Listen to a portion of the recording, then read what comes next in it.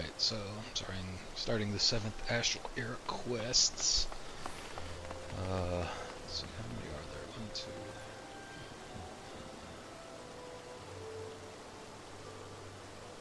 2, 18 of them. Yeah, so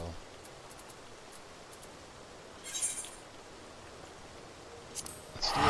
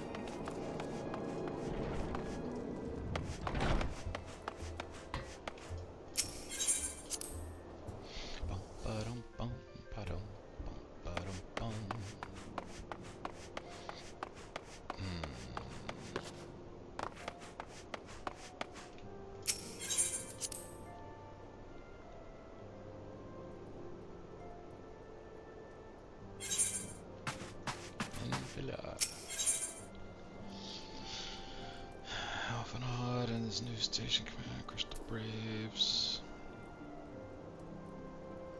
Over 50 stuff. Silver pieces.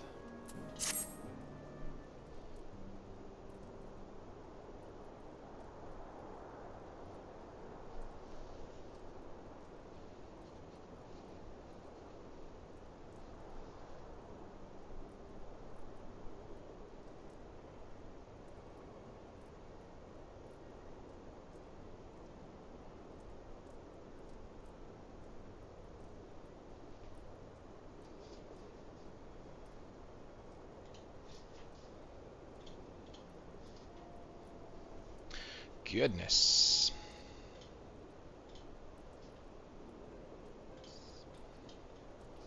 Yep.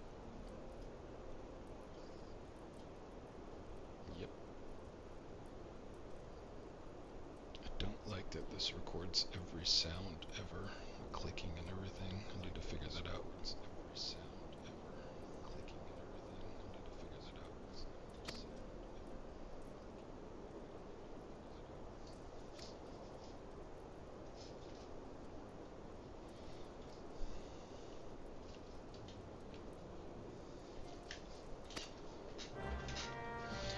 Quest accepted.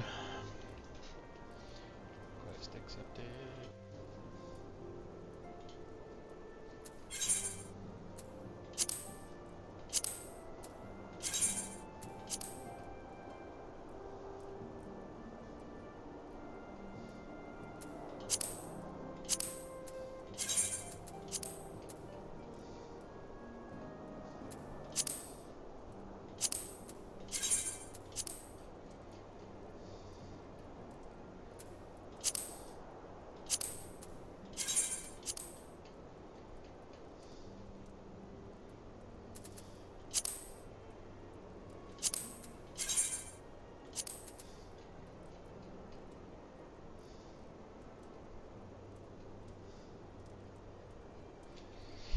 Block all these fucking advertisers, man. Alright, so where am I going? Speak to Alpha and Odd. Where's he at?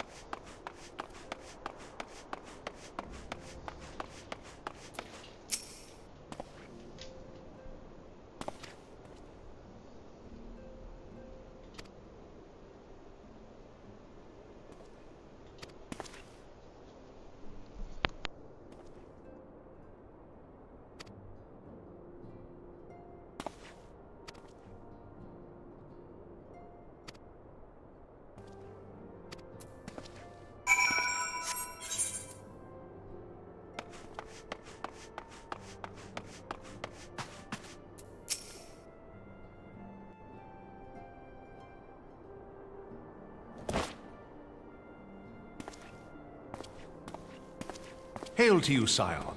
How might we serve you?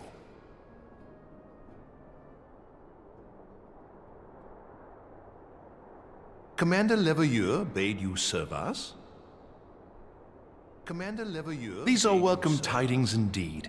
Given the sensitive nature of the task, I could not rely on one of my own. Given the sensitive nature of the task, I could not rely on one of my own. Given the sensitive nature of the task, I could not rely on one of my own. Given the sensitive nature of the task, I could not rely... That which I'm about to tell you, I tell you in the strictest confidence. That which I'm about to tell you, I tell you in the strictest confidence. That which I'm about to tell you, I tell you in... Some days ago, we received certain documents from an anonymous source. They notified us of the presence of a Garlean agent within the ranks of one of the Grand Companies. Following some discreet inquiries, we identified a suspect among the Immortal Flames, whom we detained for questioning. Alas, the man was not our agent. He was but one of many men in the agent's employ.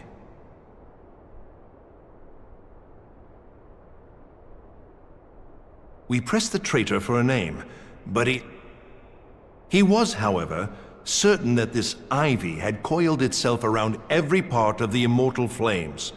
It would seem our quarry joined the company some time ago, and gradually recruited others to his cause. These conspirators are the vines by which he learns our secrets, all without exposing himself. It won't be easy to identify the ivy amidst this tangled mass of subterfuge, but we have a tendril in our hands, and we shall follow it all the way to the gnarled root.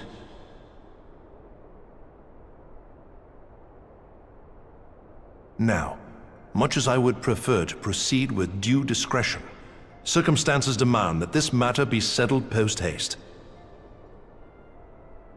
Garlemald's War of Succession nears its end, and it is feared that the Empire will soon resume its march on Eorzea. When it does, we can ill afford to have traitors in our midst. The ivy must be rooted out now. We must begin by apprising General Roban of our findings. I would ask that you accompany me to the Hall of Flames, and remain on hand to see that things go smoothly. Assuming the ivy's tendrils are as widespread as we believe, he will be aware that an investigation is underway, and if that is the case, he may well move against us. We must be prepared for anything, while taking care not to betray our purpose by seeming prepared. A simple enough task for a one-man army like you.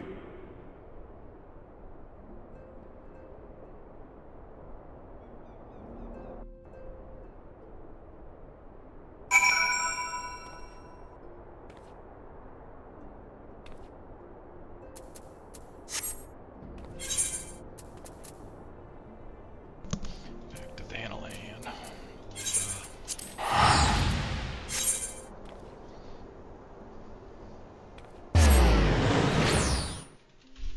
Gotta get my stream deck stuff kind of sorted.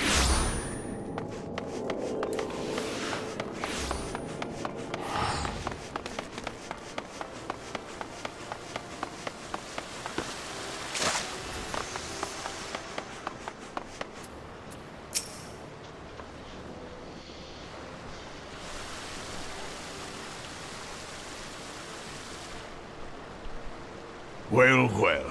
What brings you here, my friend?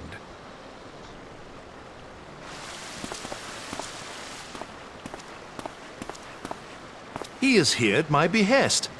Greetings, Roban. It has been a while.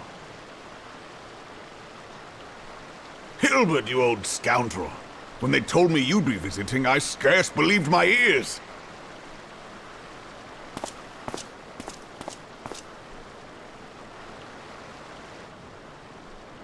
But look at you! The honored captain of the Crystal Bloody Braves! Who'd have imagined, eh? The honored captain... Not many, but fewer still would have imagined your destiny lay in politics, old friend. Aye. We've both come far, have we not?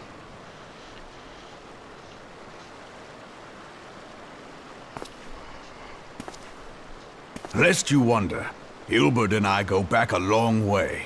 We've been friends and rivals since we were lads.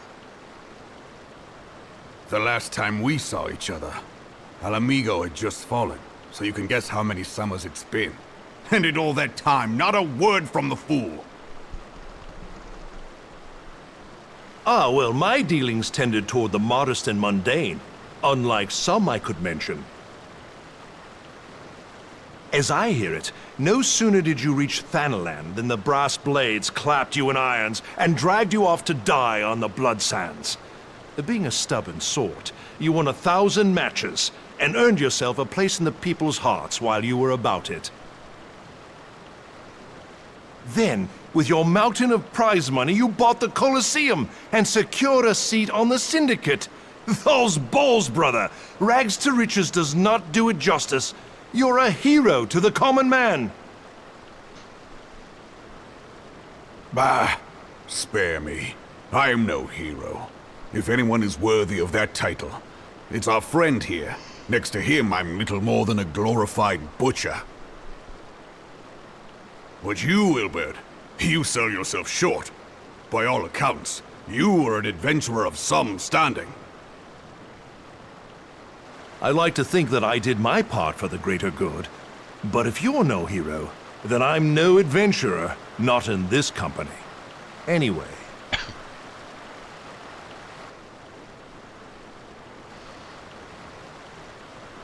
I have tidings. So there has been progress. I've let it be known that this meeting is a reunion between old friends. None will give your visit a second thought. To convene elsewhere would only attract attention. Let us speak here, in plain view of all.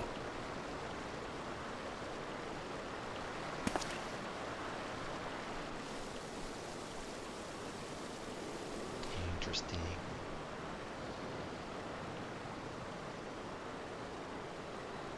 So it is we who have been compromised.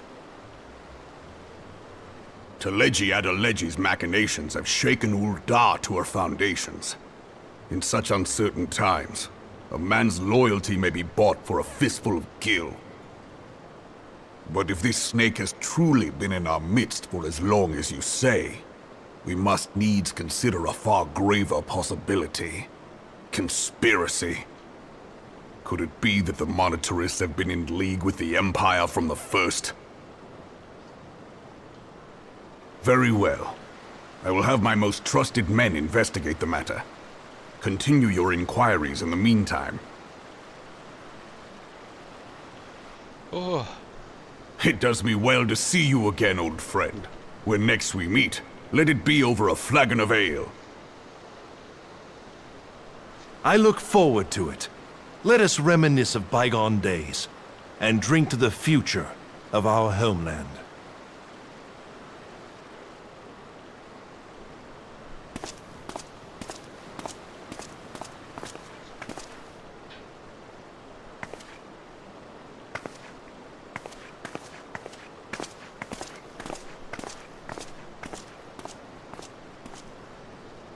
Flame General, you wear the mantle well, old friend.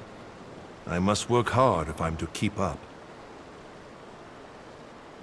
Well, it would seem your services were not required after all. I dare say we have Roban's prudence to thank for that. Still, I was glad of your presence. My thanks, Scion.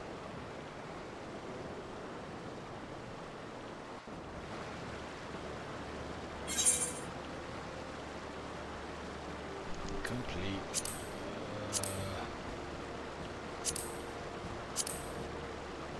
Not really worried about any of that stuff at the moment since I'm not playing any others, so I'll just take the...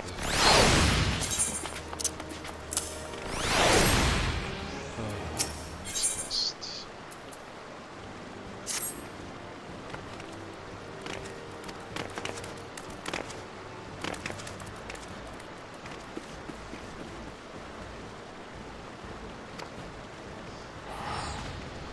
Rising stones. So I gotta go back there again. Okay.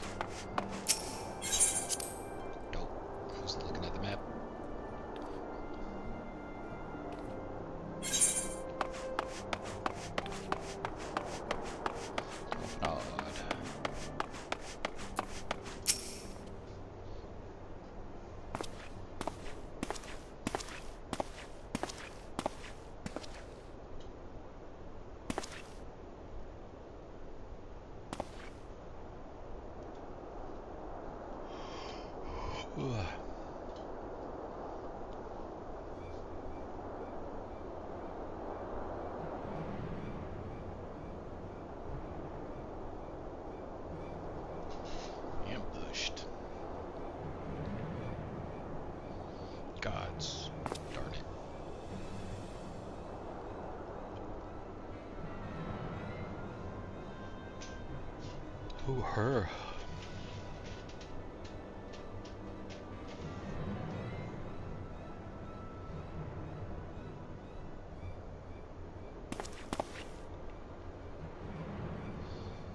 You're always gonna ask for my aid.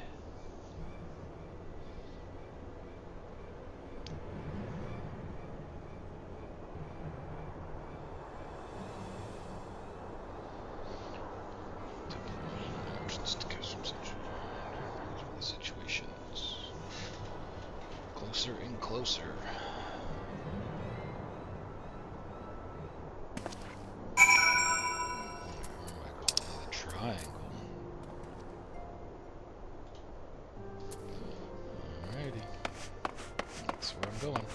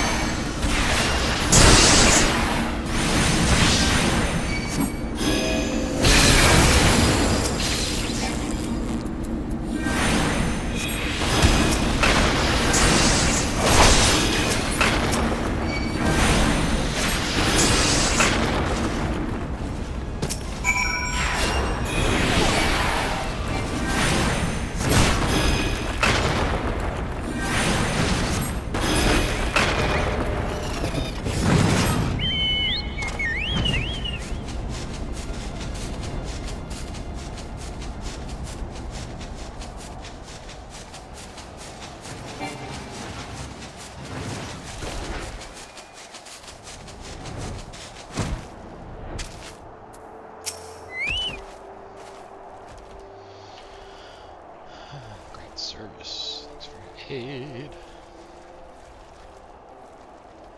You're welcome. Rising stones, I'm guessing.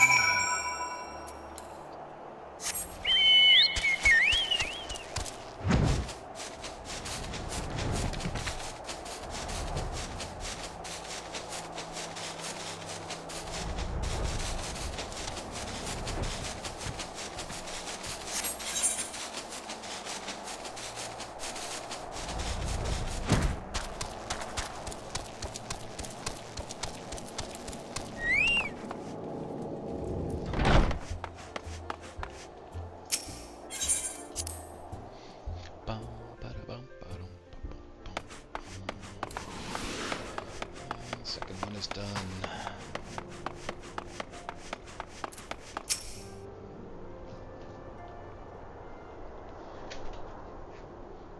Let's return the Dr. Prowess and organization strong.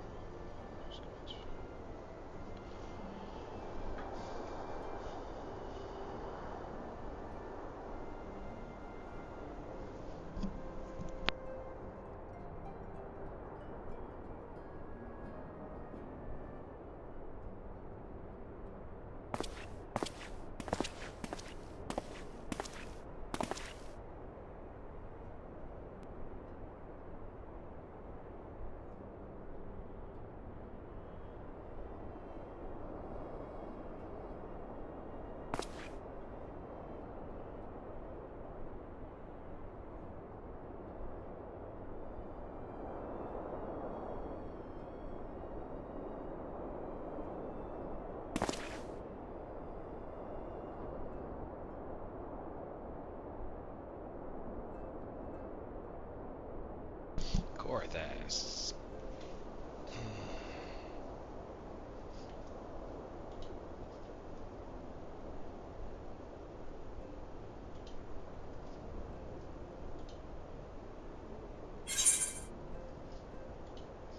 Complete. Don't need any of the gear. Take that and beam away.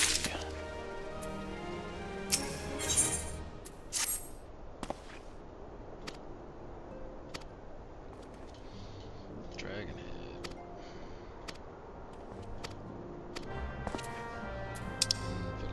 She's in there.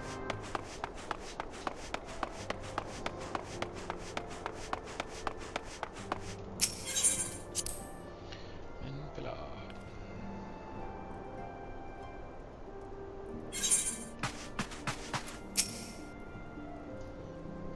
Master, it's a wonderful idea. I received no reports of third disturbances or unusual beast tribe activities of late. If Alphanod believes your presence may help him to secure more favorable terms, I see no reason to deny him. Which means I'm probably traveling to Dragonhead.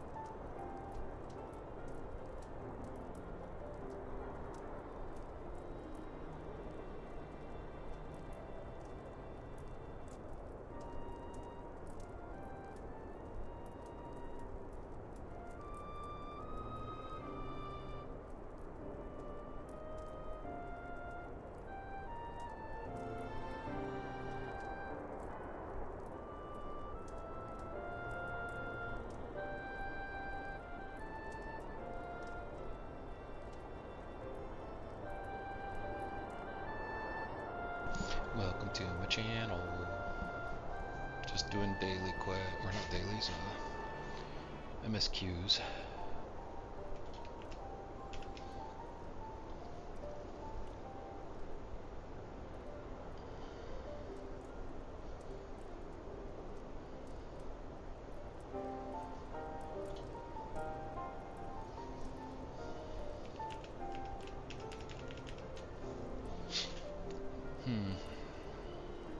Going to Dragon Head.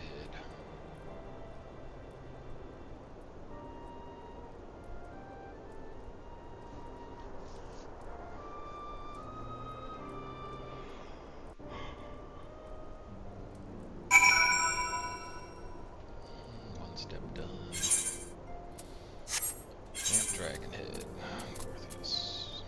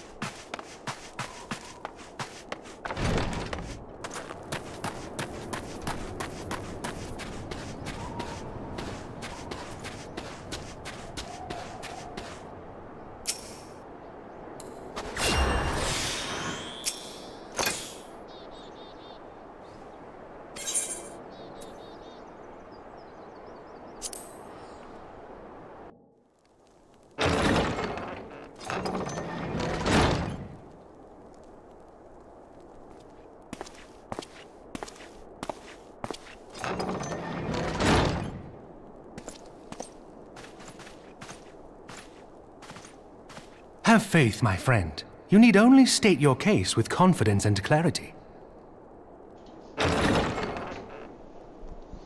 Intercessory. Self-mod.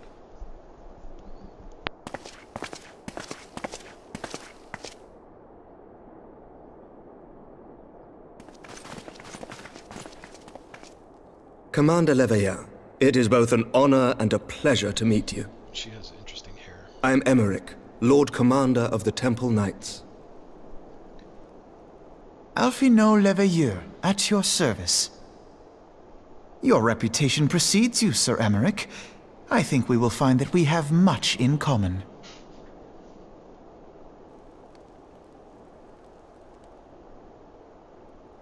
Speaking of reputations, yours towers over us all. Does it not? Does it not? It does indeed, Lord Commander.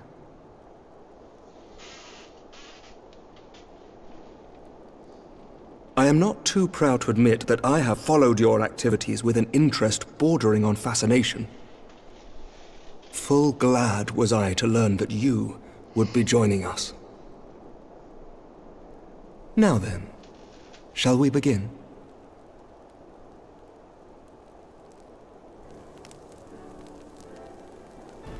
We know full well that the Garleans will return in force ere long.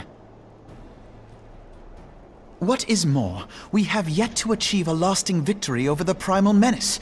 The beast tribes continue to summon their gods, and each incarnation is stronger than the last.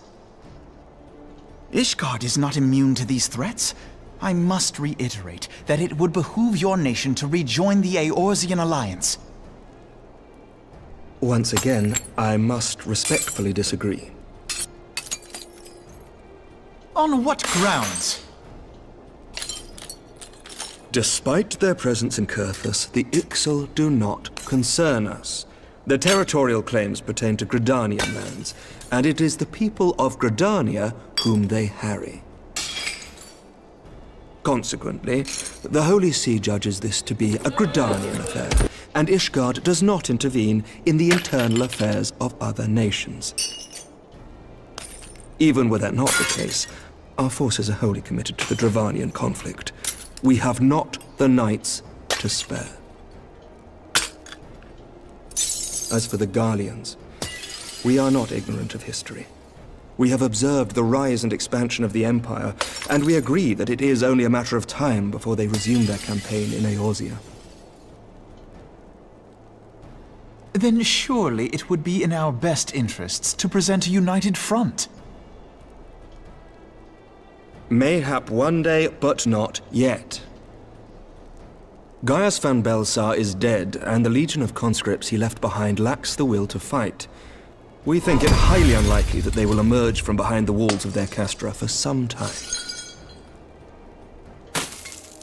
Forgive me, but if Ishgard's position has not changed, why did you agree to this meeting?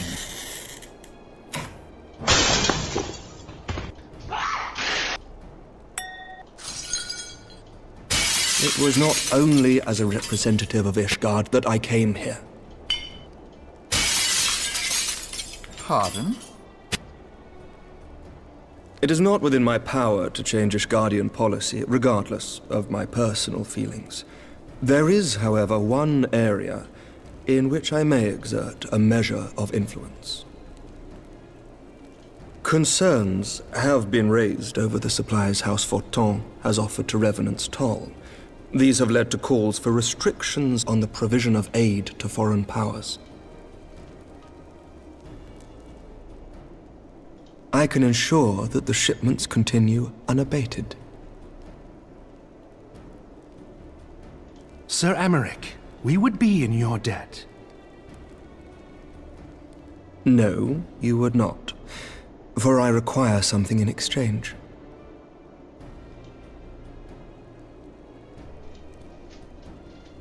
Of late, there has been a flurry of Dravanian activity, the purpose of which was not immediately clear. However, our astrologians have since observed alarming changes in the heavens. The dragon star waxes unnaturally bright, and there are whispers that it portends the resurrection of Midgard Sorma. The fallen guardian of Silvertear Falls? That's absurd.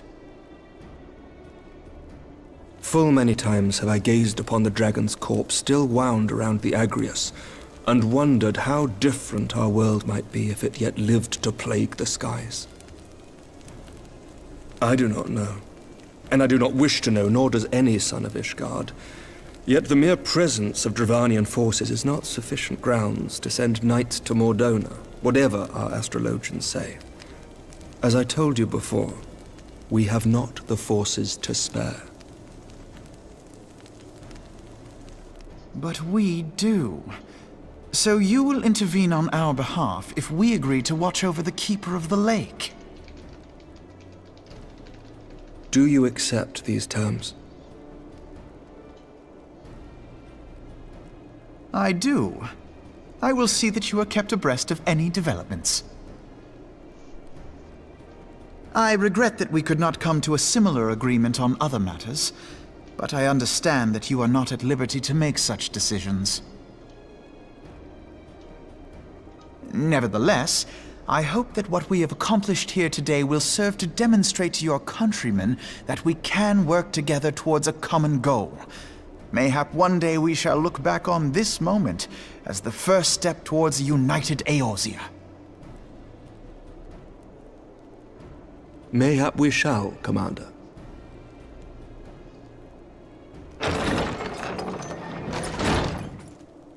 What is the meaning of this? The caravan, my lord. It's been attacked. It was Iceheart, my lord. What? By the Fury! All our precautions were for naught?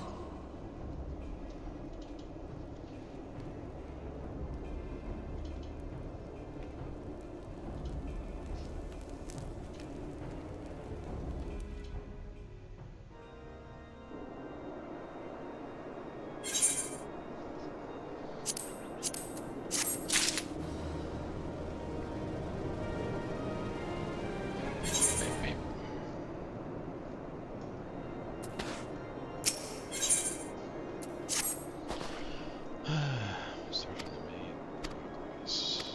Intersections of sense. Well, I'm starting on the fourth one. Out of the 18, I believe. Let's go and talk to this guy, see what he's got to say.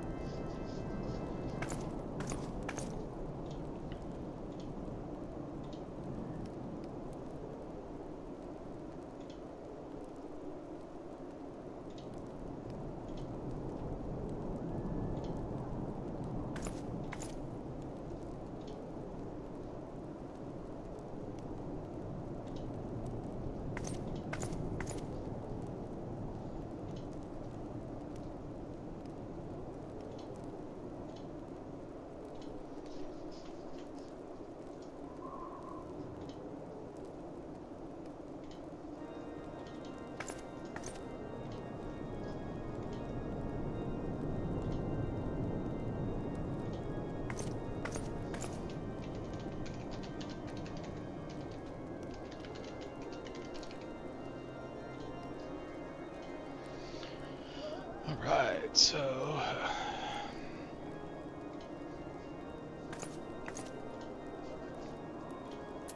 so... let's go to this place, I guess. The check.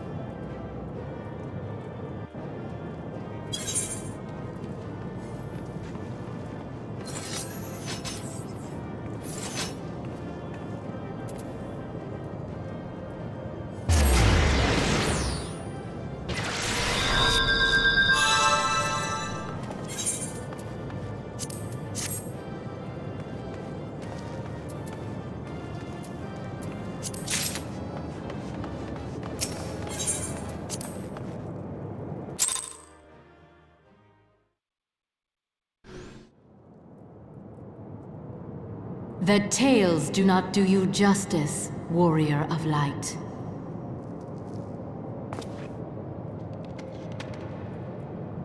Yes, I know who you are, and you know who I am.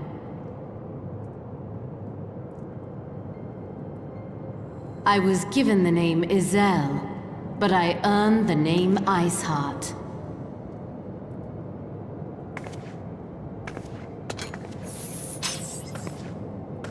This endless cycle of hatred, of bloodshed, of sorrow. You would see it continue, O noble warrior of light. I would not. I will not. I will bring an end to this war between dragon and man, no matter the cost. In time, you will come to understand that what we do for the greater good. For Eorzea, for Hydaelyn.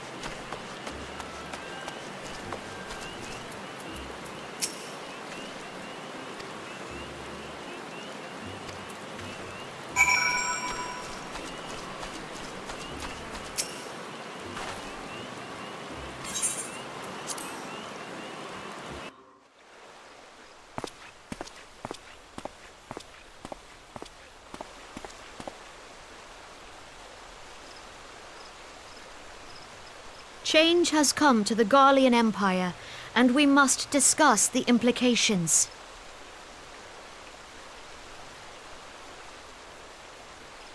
The rumors are true, then? The War of Succession is ended?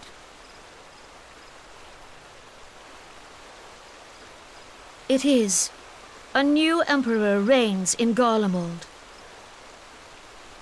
The implications. Who?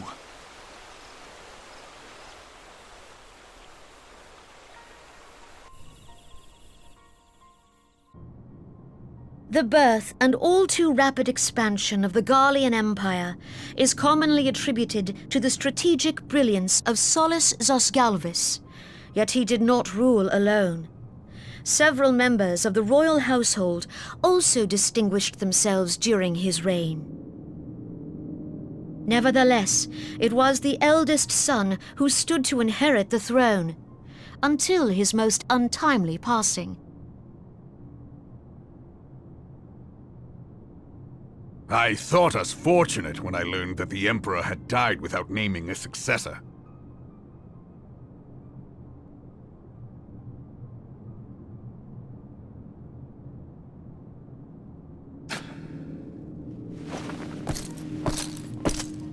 Would that the Garlean Empire had died with him.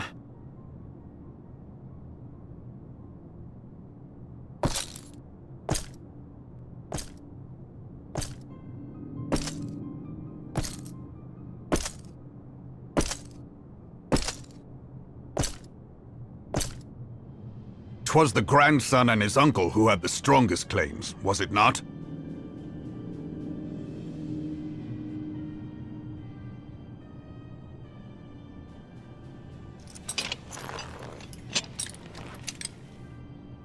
Indeed, yet claims count for little without the power to assert them. High Legatus Varus Ye Galvus is a respected military leader. Not so his uncle.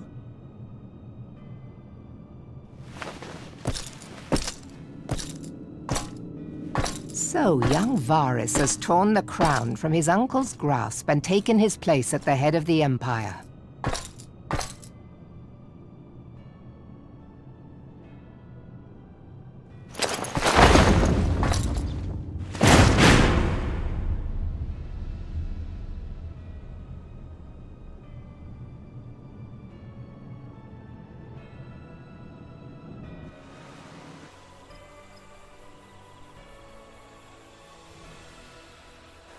Given the troubled nature of his succession, the new emperor will require time to seal his grip on power. Yet have no doubt but that he shall, for there are none left with strength enough to oppose him.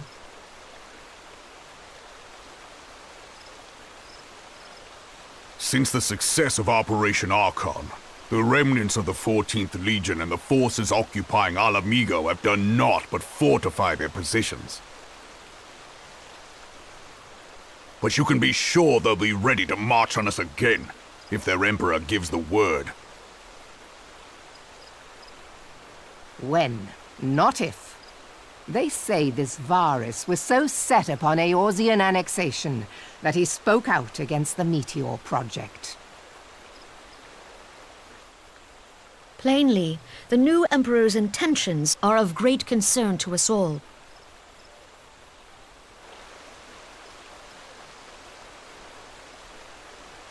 I propose that we set aside the Cartno dispute for the present, and discuss what measures the Alliance might take to prepare for a resumption of hostilities with Garlemald. Moreover, I move that we re-examine the question of how our former allies in Ishgard might be persuaded to retake their place at our side. Could Eorzea but stand as one, 'twould deal a grave blow to our enemies' ambitions.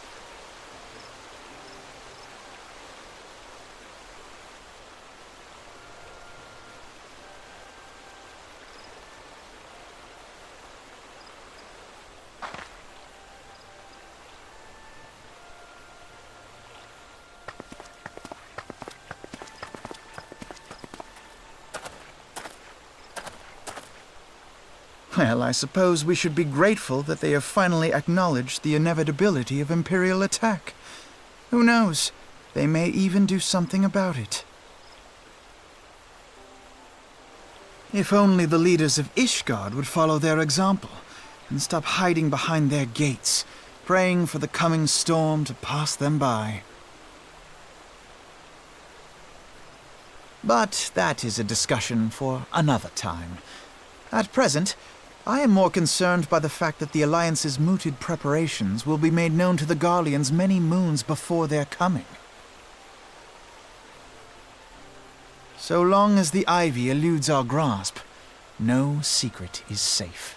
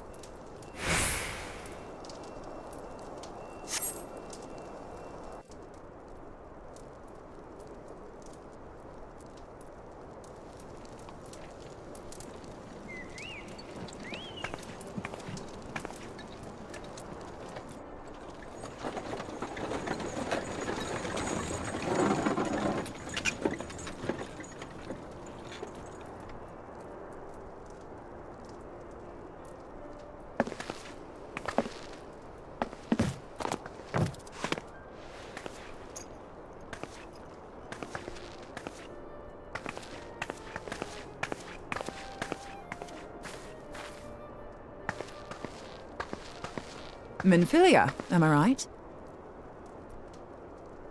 None other. I bid you welcome to Revenant's Toll, and thank you for traveling so far on such short notice. As if I could ever say no to Urianger. Moonbreeder is an accomplished Sharlayan scholar, and an authority on aetherite technologies. She has played an invaluable role in our search for a means to capture Ascian souls. Charmed, I'm sure.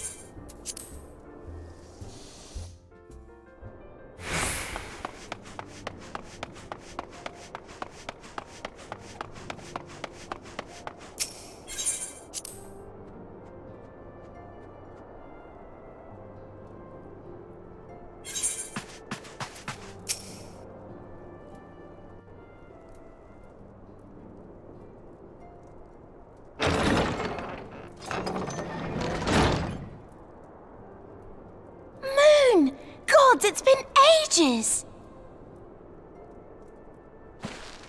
Oh, longer, sister!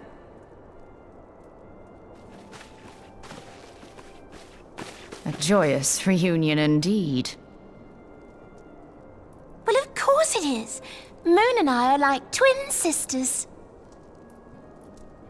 Save in appearance and aptitude.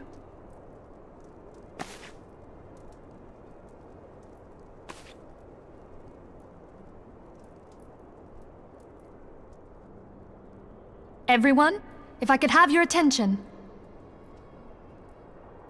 We have with us an esteemed guest who has come from Sharlayan to assist us. I bid Moonbreeder join us here that she might share with us her extensive knowledge of aetherites.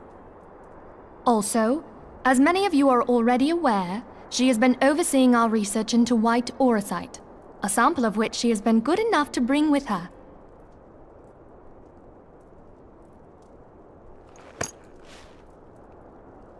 Well, I had to come, didn't I? You'd have to be bloody daft to turn your nose up at a chance like this. Where better to conduct my final tests than a land so steeped in ether you can taste it? 'Tis plain the passage of the years hath done little to dampen thy youthful spirits. And nothing at all to reform thy youthful manner.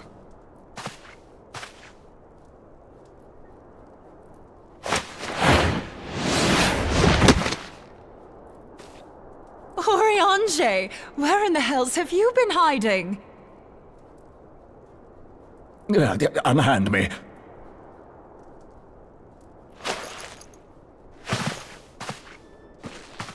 I come all this way, and that's what you have to say to me. I much preferred when you were pleading with me to drop everything and hurry to your side. What was it you said? None save thee can satisfy this need. Go on.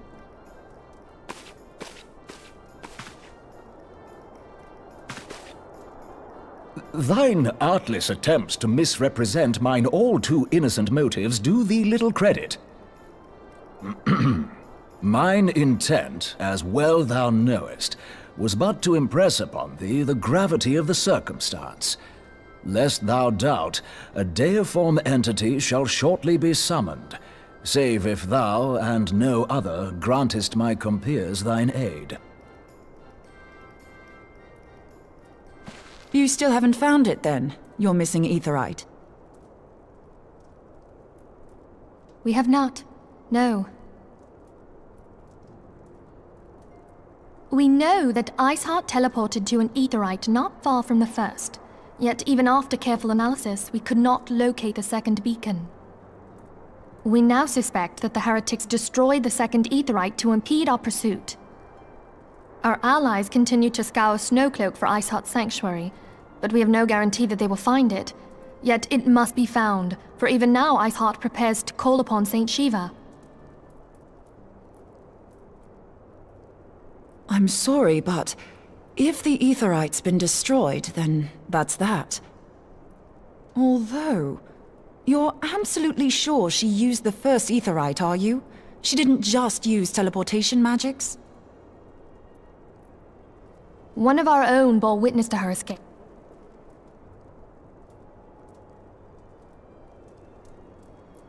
In that case, there might be a way, so long as the ethereal current is still flowing. Truly?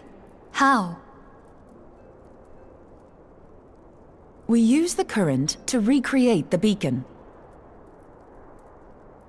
As you know, aetherites are a bit like lighthouses.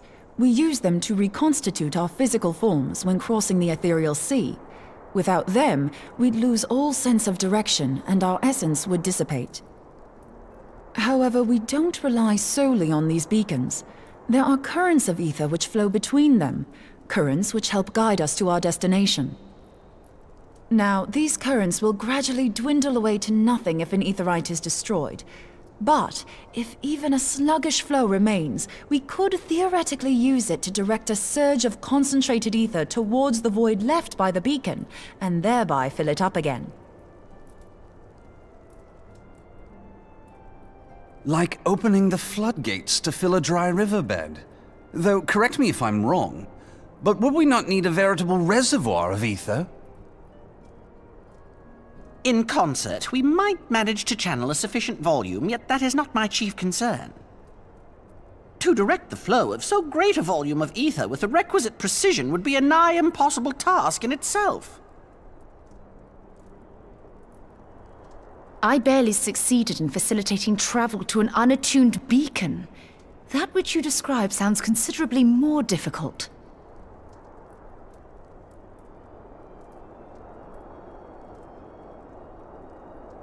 And dangerous. Every person who has attempted to teleport in this fashion has died in the process. They, however, did not have white aura sight at their disposal. I can use it to channel all the ether you can give me into the aetherite. However, white aura sight cannot retain ether for an extended period of time, so we would need to infuse it immediately beforehand. Just so you know, I'd confidently give this plan better than even odds of success. And if the worst comes to worst, your people won't suffer. Though it risked the lives of our best and brightest, we have not the time to seek other options. If the ethereal current still flows, we shall carry out Moonbreeder's plan. That's the spirit. Let's roll the dice.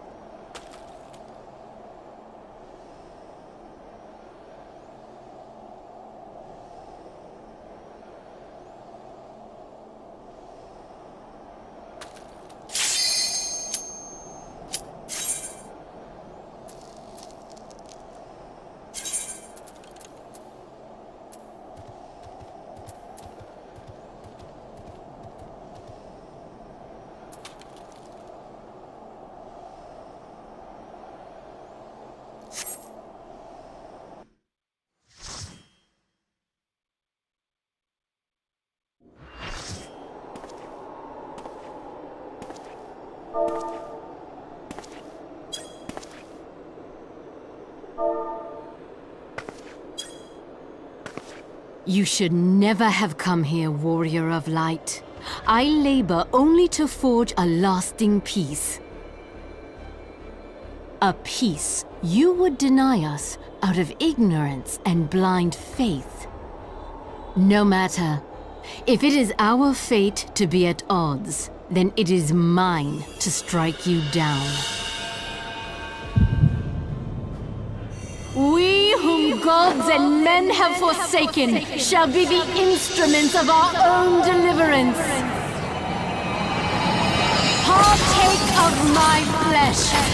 Fill this vessel with your light. Walk amongst your brothers and sisters once more. Oh, Saint Shiva, still the hatred within our hearts and bless us with eternal grace.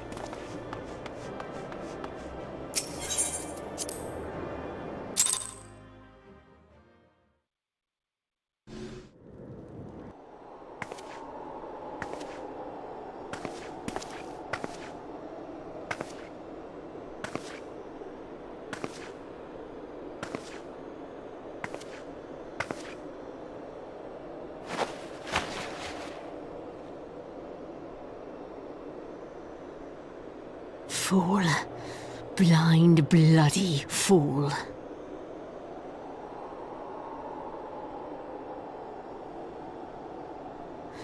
You, of all people, should understand the suffering war begets.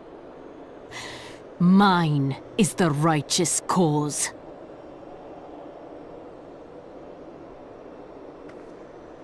You fight in a war you do not understand. A pawn of liars and schemers.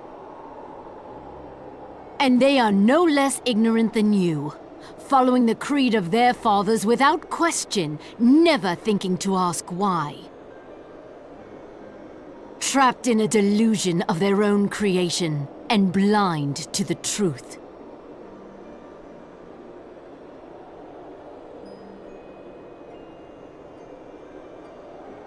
Warrior of light, redemption is not beyond us. We who walk before may lead those who walk after. Seek the keeper of the lake. See with eyes unclouded. Do not squander Mother's gift.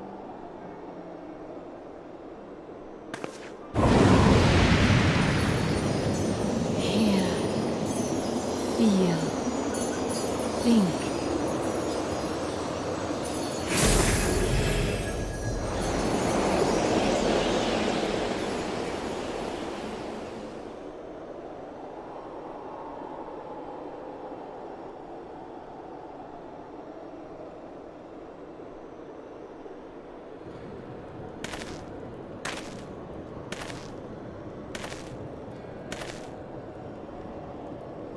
And so the vessel withdraws, a predictable outcome. Nevertheless, La Habrea will be pleased. How unfortunate.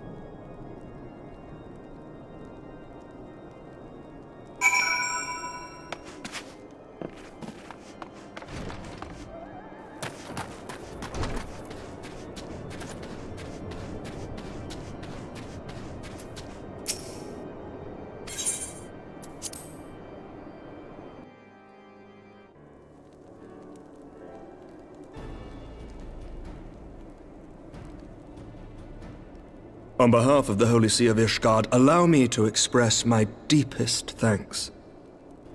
Never before have we been required to contend with a primal. Indeed, there were fears in some quarters that our knights might not be equal to the task. From what we have now learned of these beings, I can say with certainty that we would have lost a great many men had the Scions not intervened. Then the argument for preemptive action should be self-evident. Perchance now you will reconsider my proposal that Ishgard move against Natalan. Ere we first met, a similar proposal was tabled, but the Holy See decreed that we were to observe, and that military action should be taken only in self-defense. All things considered, it was not an unreasonable decision. Since the calamity, 2 vigils have fallen to the Horde, while Garuda has never shown any inclination to storm the gates of judgment. Which is why this unprecedented crisis and its resolution may prompt a change in policy. You who have faced these primals know well the threat they pose. Ishgard did not. Not until now. And there is naught like a brush with death to change a man's outlook. At the very least, this should silence any lingering objections to our arrangement with Revenant's Toll. The Holy See may even feel moved to grant us its formal endorsement. So far as it is possible, the Scions shall be compensated for their service. We should be grateful for any aid you can provide. As a gesture of good faith, I shall withdraw my previous request. Your people have a vested interest in watching Dravania's movements. I see. Once more, I must thank you. Sir Emmerich, if I may, do you truly believe that Midgard-Zoma could return? Fallible. I requested your involvement as a precautionary measure. But of course, you sought an excuse to compensate us from the first, mindful of what would happen if Revenant's Toll were taken by your enemies. Ishgard is not wont to aid its neighbors, but that does not preclude it from manipulating them to serve its own interests. Choose your next words carefully.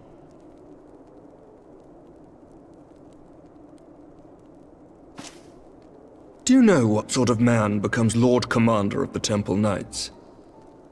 One who comes from good stock.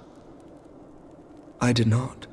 Yet here I am. Now, why do you suppose that is? Because I swiftly learned to tell the difference between words, deeds, and beliefs. You are correct, Master Leveilleur.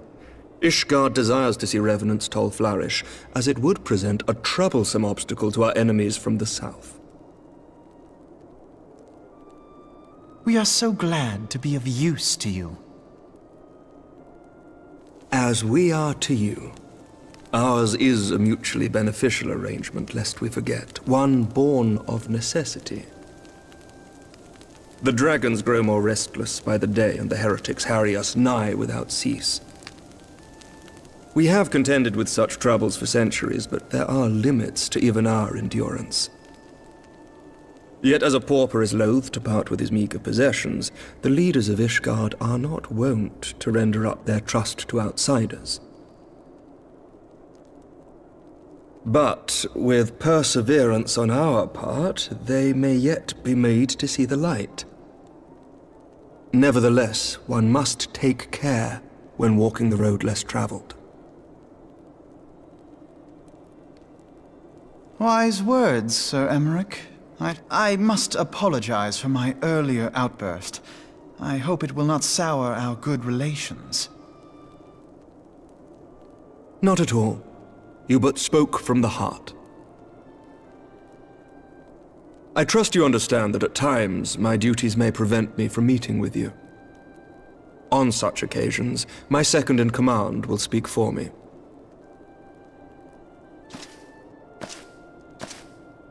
Lucia, At your service. Pray excuse our reticence. We are but wary of speaking too freely, lest our sentiments be made known to our enemies. Know that the Lord Commander and I are of one mind. For the sake of Ishgard, and of Eorzea at large, I pray our peoples can put aside that those who dwell in the past risk losing sight of their future. Should aught befall one of our shipments, pray inform Lucia immediately. You may also relay to her any words you might have for me alone. Not being of Ishgardian birth, she owes no allegiance to any noble house, making her as near to incorruptible as one can find in my homeland. Suffice it to say, I trust her completely, and so may you. Which reminds me, Lord Orchefort, if you would be so kind? Certainly.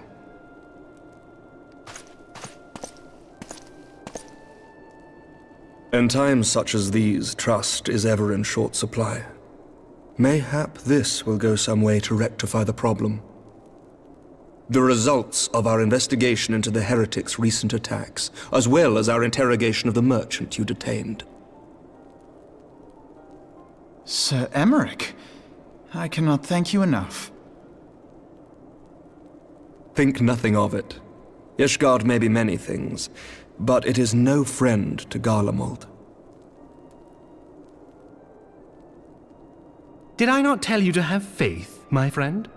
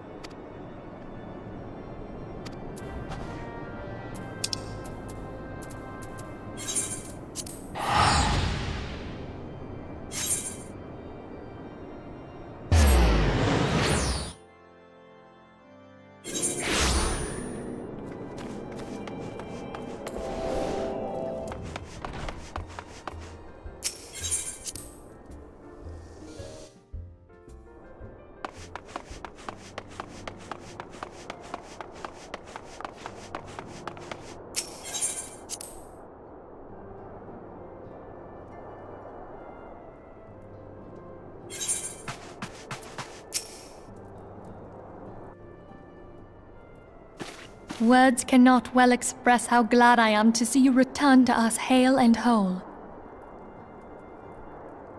Needless to say, I am most eager to hear your account of that which occurred in Kurthis, assuming you're ready to speak of it. Excellent. I shall summon the others at once.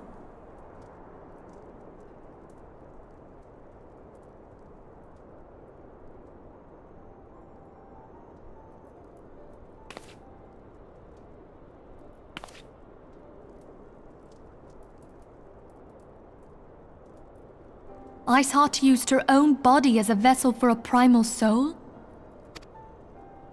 Master Louisoir's writings make no mention of such a possibility. Can we be certain this entity was a primal? As certain as we can be that good King Mogulmog XII was a primal, I should think. Both were ostensibly summoned. Let's not quibble over definitions. Of more concern is the implication that Iceheart retained her will, even after she was possessed. We are talking about a mortal, wielding the power of a primal. It can't possibly be that easy, can it? There must be some sort of sacrifice required. Or maybe she's just special? What qualities this woman possesseth, I know not. But full sure am I that she was groomed for this role. Few are privy to the secrets of summoning, and but a single party standeth to profit from their dissemination. Well, I wouldn't presume to comment on how the lass came to know about summoning, but I will say that what she summoned was a primal. The readings were the same, or near as damn it. Strange as it all sounds, it's really no different from what you've faced before. Then mayhap it is time that we re-examined our previous encounters. Oh, pack your things, Ida. We're going back to Gridania. Yes, sir.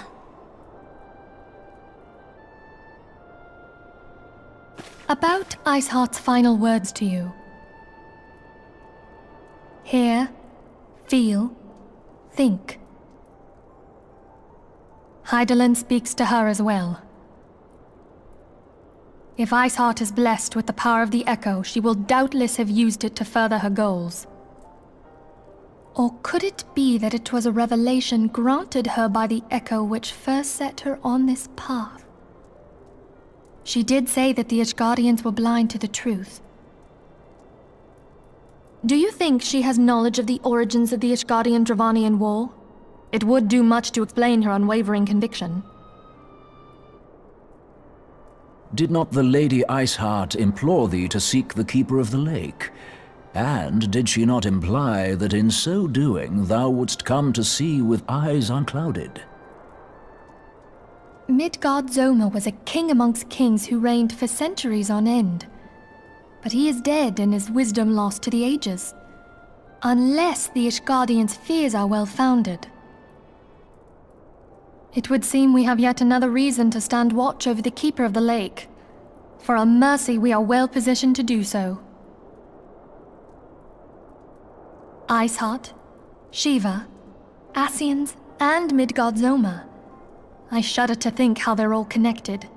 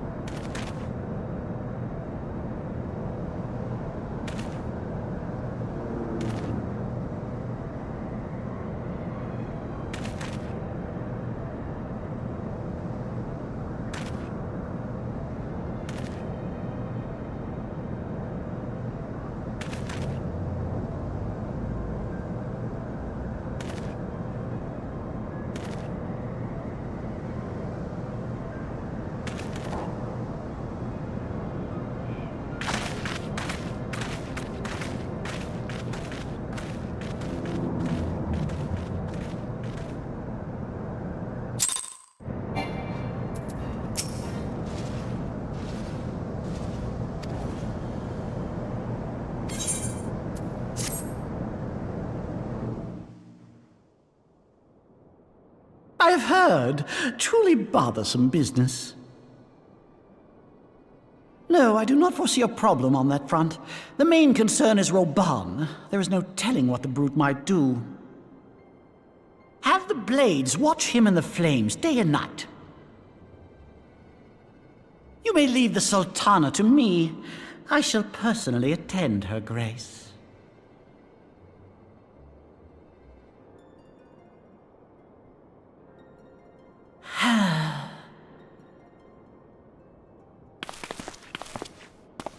Sever one of the East Aldenard trade routes. That ought to keep Lolorito occupied for a while.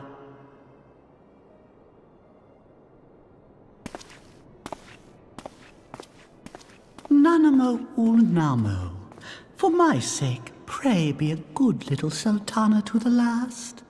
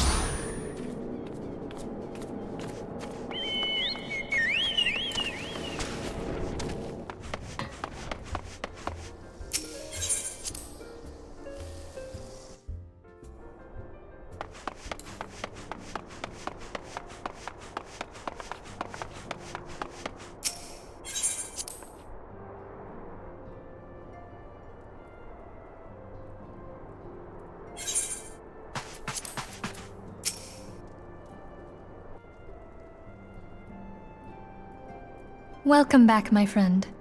I have already received word from Alfino. To think that Flame Marshal Huayu was the Garlean agent. I know not what to say. Together with Robon, Eline lent us much-needed aid at the time of our Order's founding. She was particularly passionate about the need to tackle the primal threat. When we discussed the subject, her eyes fairly shone with determination. Whatever else she may have been, I choose to believe that it was her true self with whom I spoke then. But now is not the time to dwell on such matters. I have an important announcement to make regarding our effort to defeat the Ascians. We shall begin as soon as everyone is assembled.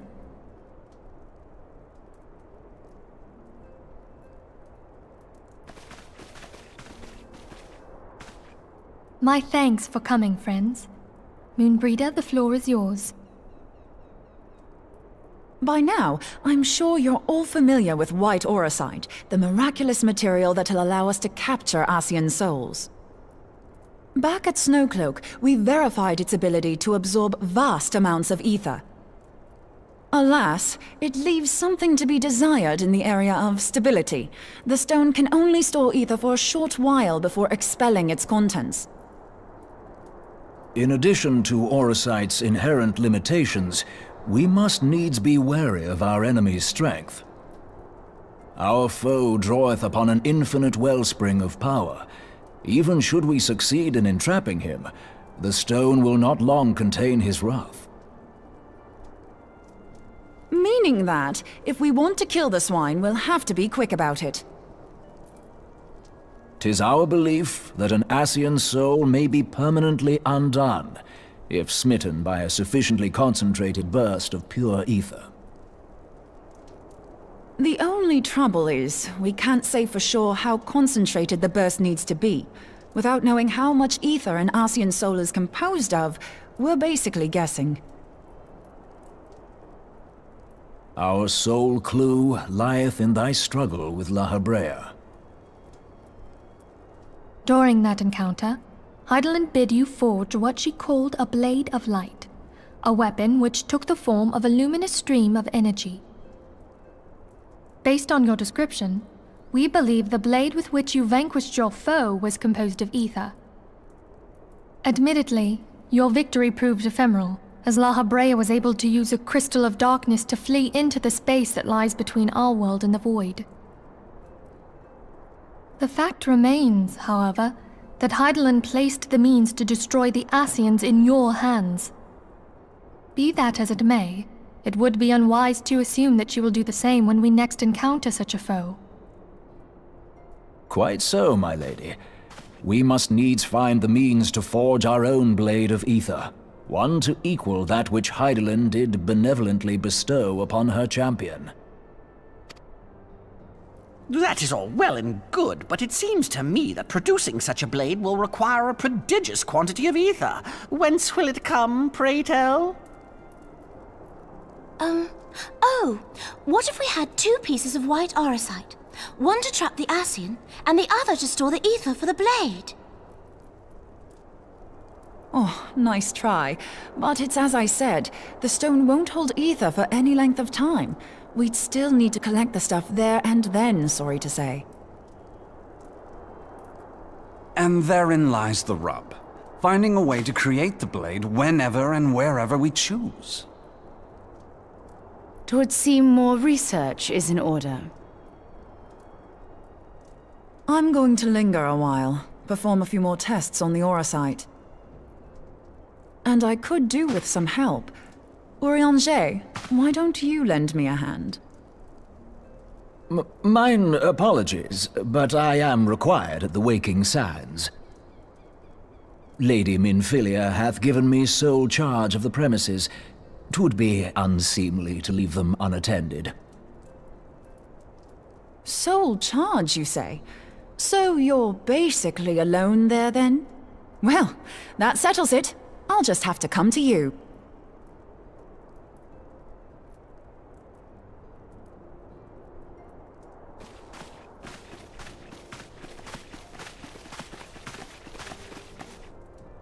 While you were afield, word arrived from the Sharlayan motherland. You will recall that a survey party was dispatched to investigate the incident at the Isle of Val. What they discovered was troubling, to say the least. According to the report, the Isle has been erased from existence. 'Twas as if a hole had been torn in the very fabric of reality. Aye, yet the mystery endeth not with the Isle's disappearance. It hath come to light that a number of scholars in various other locales were reported missing at a similar juncture. What's more, they all had something in common with the head of the students of Baldessian. Every last one of them was researching a phenomenon called dimensional compression, or the rejoining as the ancient texts call it. I'll be damned if that's a coincidence. All indications suggest Ascian involvement, but I sense that a force greater still is at work. The entity the Dark Beings call the One True God. We must pray that my dear friend Kryl regains consciousness soon. If she bore witness to the Isle of Val's final moments, she may be able to shed some light on this mystery.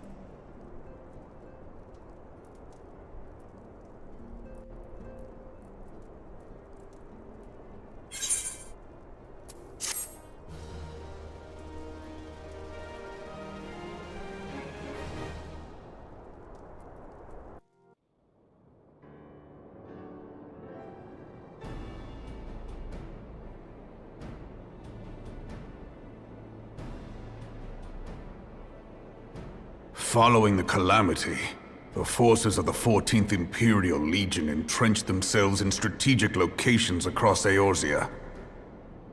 So swiftly did they accomplish this, it was suspected that they had received help. To think that it came from Huayu, my right hand. There is more. We have reason to believe that Huayu didn't deal exclusively with the 14th. She also answered to a higher authority in Garlemald. But this higher authority could not have been the Emperor. By consenting to the media project, Solus Zos Galvus showed himself to be more concerned about preventing the spread of primal influence than claiming Eorzea for the Empire. he would happily have seen the lot reduced to ash. We believe a number of high-ranking figures within the royal household were against the decision, but that they knew better than to oppose the Emperor openly. Of course, this didn't prevent them from making clandestine provisions, in which Huayu played a part. Alas, these provisions did not prevent Dalamud from falling, and the ensuing chaos changed the face of the realm forever. Yet Eorzea survived. To all intents and purposes, the Meteor Project had failed, and the Empire was left to rue its lack of a decisive means to eliminate the Primals. Until, that is, it stumbled upon the Ultima weapon.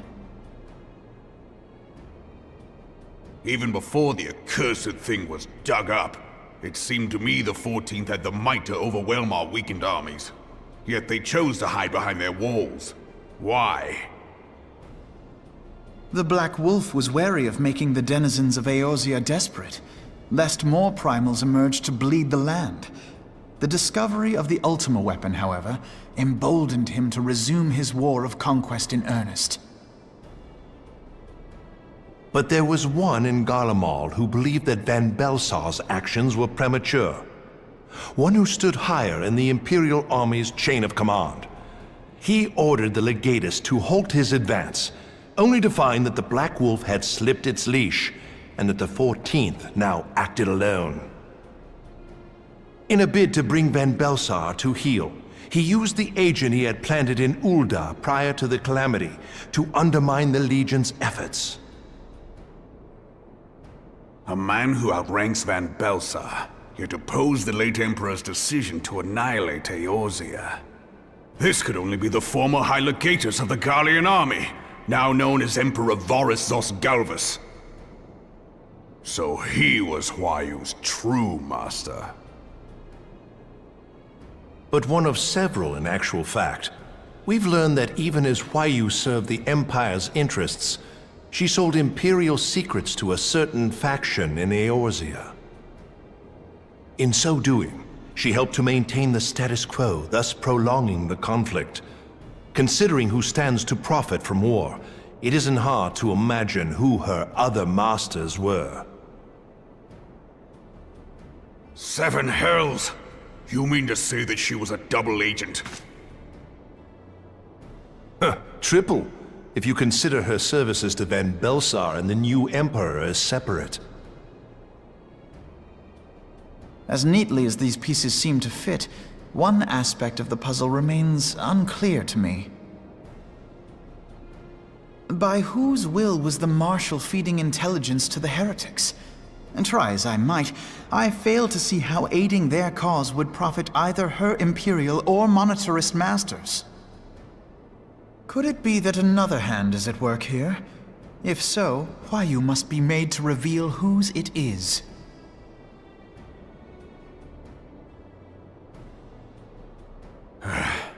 Not only have I lost a trusted friend, now I must interrogate her as a stranger. Not a pleasant task, I grant you, but a necessary one. Unless we weed out the ivy, root, stalk, and stem, it will simply grow back. I know that full well. Those closest to Huayu have already been detained, and I will question them alongside her. General, pray keep in mind that there may be unwitting abettors among them. All will be treated fairly. On that you have my word. Those who are innocent have no cause to fear. You have ever been a friend of truth, General.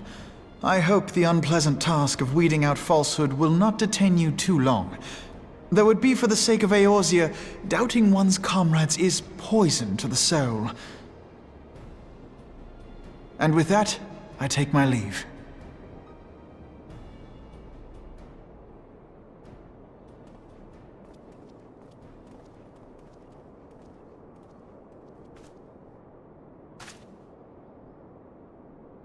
All these years, I've been made to dance to their tune. How could you, Huayu? How could you side with them?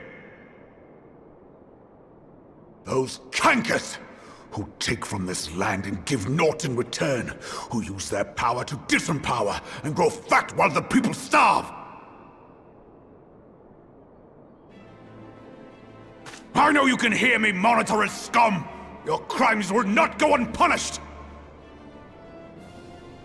One day I will purge this land of your sickness before the eyes of the 12, I swear it!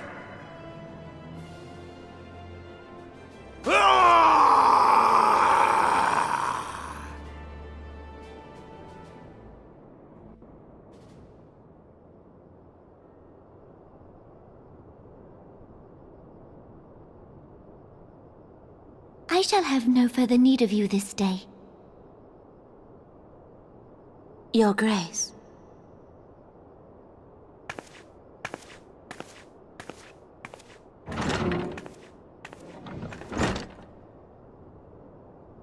I fear that not even mine own chambers shall remain private for long.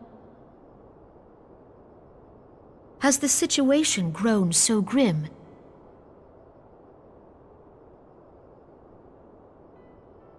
Ever since he proposed the Cartiner Reclamation Bill, Teleji Adeleji has risen to greater prominence upon the backs of impoverished refugees. The Monitorists were ever united in their pursuit of profit, but the man's actions have torn a rift in their ranks. They snap at each other as rabid dogs. Yet now is not the time to be bickering among ourselves. If this bickering is a threat to law and order, might you not have grounds to dissolve the Syndicate? Would that the solution were so simple, Admiral. Alas, my moving to dissolve the Syndicate is certain to spark outrage among the influential merchant class, whom the Cabal represents. This would serve to exacerbate the current unrest, and peace would slip still further away. Be they rich or poor, natives or refugees, all who reside in Ul'dah have a right to pursue happiness. It is the duty of a ruler to protect this right. If I am to perform my duty, I must needs tread warily. It would not do to make enemies heedlessly. Were Lord Lolorito here, he would doubtless say that I have my head in the clouds.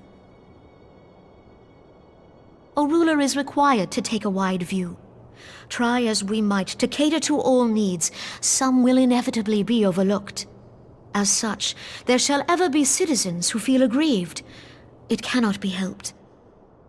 But as you have informed us, the Monitorists take no view but their own. They hunger for power while the masses starve.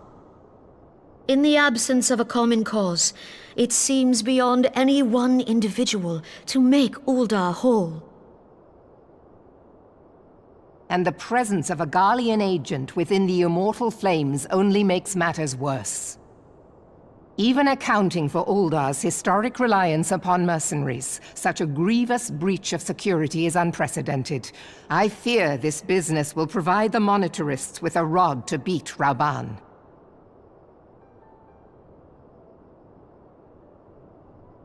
Eorzea can ill afford for the Immortal Flames to be dampened now. Ere long, the Garleans will turn their ravenous gaze toward our lands once more. If we are to resist their might, our nations must stand together. Yet for this to happen, our nations must be whole. Cannot be done to improve the situation in Ul'dah.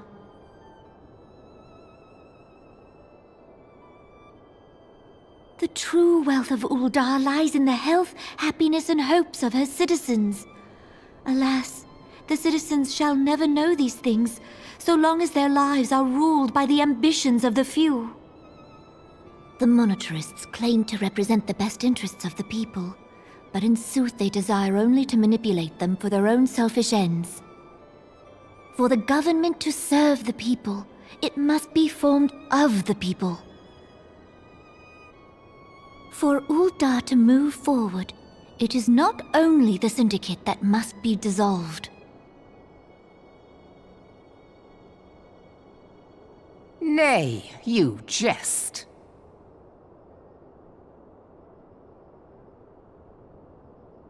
My friends, It was for no other reason than to make known to you mine intent that I requested your presence here. When I make my declaration to the people, chaos shall inevitably ensue. As the last monarch in the line of Ul, I make unto you this request. Help Roban to preserve order and protect the people. Forsake them, and you forsake yourselves, for a strong Eorzea will ever have need of a strong Ul'dah.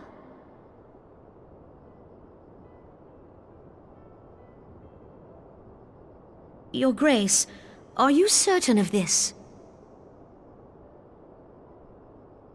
There is no other way.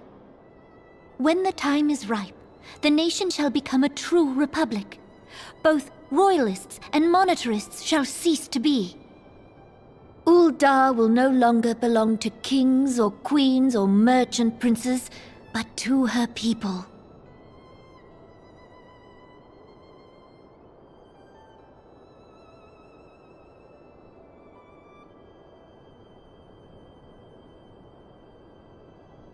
Roban, forgive me for casting aside all that you have toiled for in my name.